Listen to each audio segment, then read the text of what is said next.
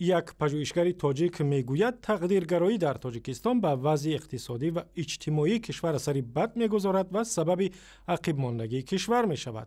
عیسام‌الدین شریفوف، مؤلف پژوهش تقدیرگرایی و پیامدهای اجتماعی آن، روز 10 ایون به رادیو آزادی گفت به اعتقاد تاجیکان هرچی که به آنها رخ می‌دهد با امر تقدیر است، ولی این باور درست نیست. به گفته دانشمند، اگر انسانی در تاجیکستان خرابکاری کند، به ناموس زن دست درازی کند یا مال مردم را ببرد، مردم میگویند که این امر تقدیر است. مصاحبه امروزه با عیسام‌الدین شریفوف در همین باره است و صحبت را همکارم در دوشنبه عبداللهی اشور انجام داد.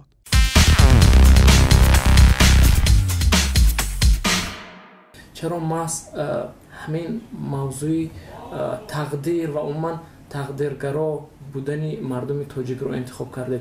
جامعه ما امروز یک جامعه سنتی است و باور و اعتقادها و مخصوصا باور کردن به سرنوشت یا اینکه تقدیرگرایی تقریبا در تمام پهلوهای حیات اجتماعی ما انعکاس یافته است. یعنی این یک جزء فرهنگ ما شده است، همینطور اگر ممکن باشد گفتن، یعنی یک جزء فرهنگ ما شده است و مردم کلا اینو قبول کردند که این خوب البته دارای جهت‌های گوناگون است، هم جهت‌های مثبت و هم جهت‌های منفی. البته پیش از همه جهت‌های منفی.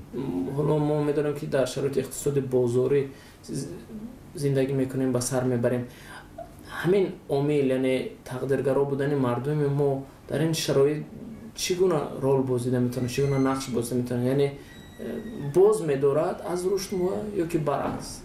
خب مسئله این است که وقتی که ما تقدیرگرایی همچون پدیده اجتماعی، خب البته باور کردن به تقدیر پیش از همه مسئله فردی است، یعنی هر یک فرد الهیده از اینکه اون باور میکند یا نمیکند این مسئله فردیش است.